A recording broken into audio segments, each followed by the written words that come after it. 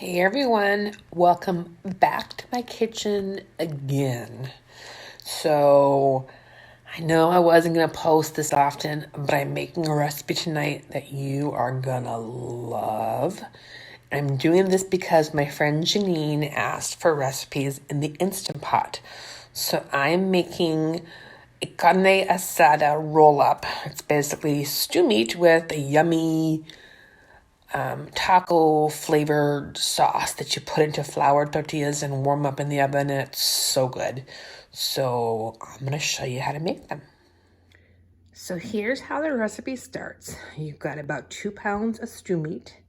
I have my homemade salsa, some olive oil, and some garlic. I do not put extra onions or shallots because there's plenty in the homemade salsa. If you're not using homemade salsa, I would suggest that you cut up half an onion or a shallot. So this is Henrietta, my favorite Instant Pot. I have 2. You can see it's off right now. I'm going to set it to saute. And it's going to heat up.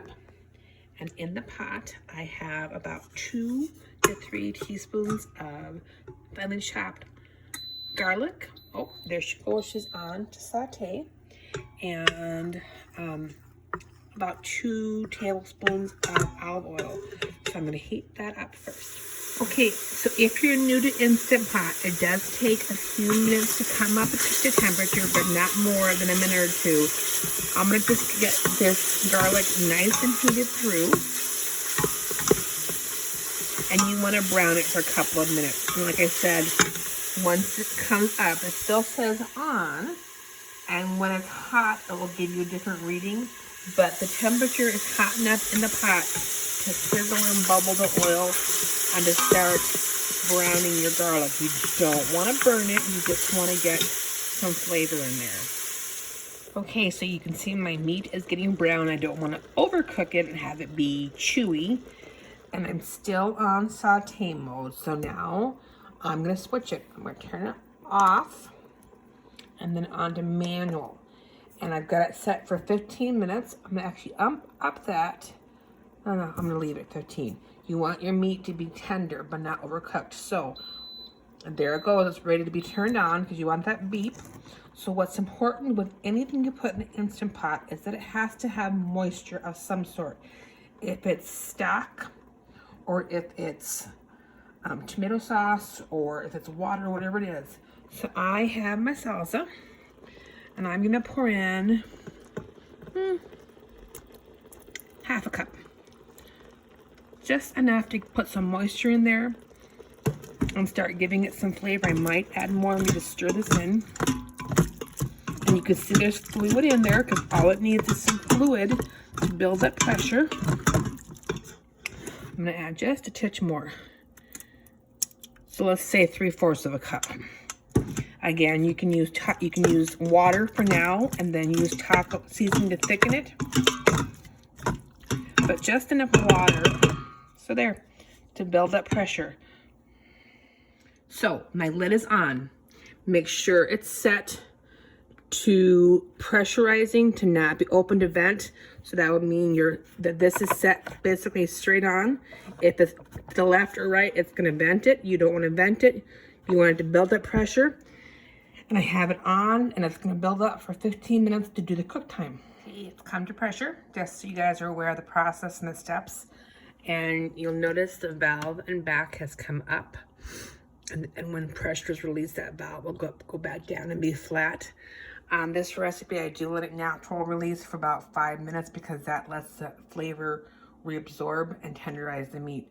So you could do the stovetop, but versus standing over the stove and then cooking it for longer and the meat not being as tender, just use your Instant Pot. It's a great way to do this meat. Okay, so my timer just went off, and now it's going to naturally release for 5 minutes. So natural release means I'm not going to release the pressure manually. So that number, when it gets to 5, I'm going to come back and let whatever pressure's left in there out of it. So the 5 minutes has passed with natural release. I'm going to release whatever pressure is left. So be careful because there is still pressure in there, but not much. Usually it would hiss and blow at you, but Like I said, the 5 minutes has gone by. And then you want to watch for that valve to go down. And man, the smell that's coming out of here is something else. In the meantime, let's assemble the rest of our ingredients. Okay, so there's our meat, and you can tell it's beautifully done. It's nice and tender. The sauce is very liquid right now, so you're gonna need to thicken that quite a bit. So I'm gonna turn this off initially, and then we'll back on saute mode because you want to bring that back to a boil. Oops, let me get on the right mode here. Saute. Okay, so it naturally sets for 30 minutes. So here's my other ingredients: taco seasoning, taco sauce, and I love red chili. And you want that to be a nice thick sauce. So I'm gonna add 2 teaspoons of chili. And remember, there's plenty of liquid in there. You just want it to thicken. And about 1/4 cup, or the equivalent of a packet of taco seasoning. And for just a touch more flavor,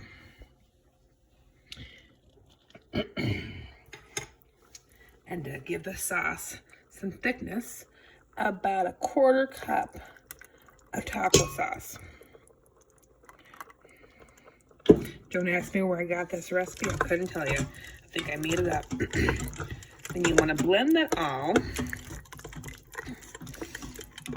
and really let that thicken up because you want that nice, rich sauce. Now here's a tip. If your sauce is too thin after it's boiled for a few minutes, you can add a cornstarch slurry to thicken it because you do not want a loose sauce. Otherwise, when you go to roll it, it will roll and come right out of your roll-ups, okay? So thicken up your sauce. So I let that cook for a few minutes, and that sauce got nice and thick. It's like a red chili or red mole sauce, if you ever made mole sauce, but you want that nice and thick. And here's how you test your sauce on a spoon. And just take and wipe it with your finger. And if it leaves that mark or it doesn't drip off, you know your sauce is done. So I'm going to show you again. I have my sauce on the spoon. I'm going to take it. I'm going to take it so you guys can see it. And just wipe it with my finger. And it leaves that line. That sauce. Oh my gosh, it's so good. I'll show you how to roll. So to do your roll-ups, you need a 10-pack of flour tortillas. I like the thicker ones. And I sprayed down a pan with some non-stick spray to keep them from sticking. And there's our meat. Yum. So let me show you how to assemble these. Flour tortilla goes on a plate.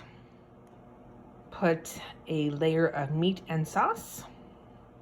And here's the last one. I wish I could show you guys. Maybe I could show you the roll technique with one hand. I don't have anyone here to help me record. So you flip over, tuck it in, and roll. Squeeze it out of it because I'm doing it one-handed. And transfer it to your pan. And there they are. There are your carne asada roll-ups. I did not put cheese, you guys, and you might have noticed that because Sarah has a dairy allergy, so she can't have cheese, but you could always add cheese if you want. And then I serve these with beans and rice. So there it is, my carne asada roll-ups. Super easy to make, super yummy to eat. Like I said, I serve them with beans, rice, lettuce or cabbage chopped up, and cheese, sour cream, whatever you like on your tacos. This is just a different way to do a Mexican meal that you can do in your Instant Pot. The meat's super tender and it's so good, and I hope you enjoy the recipe.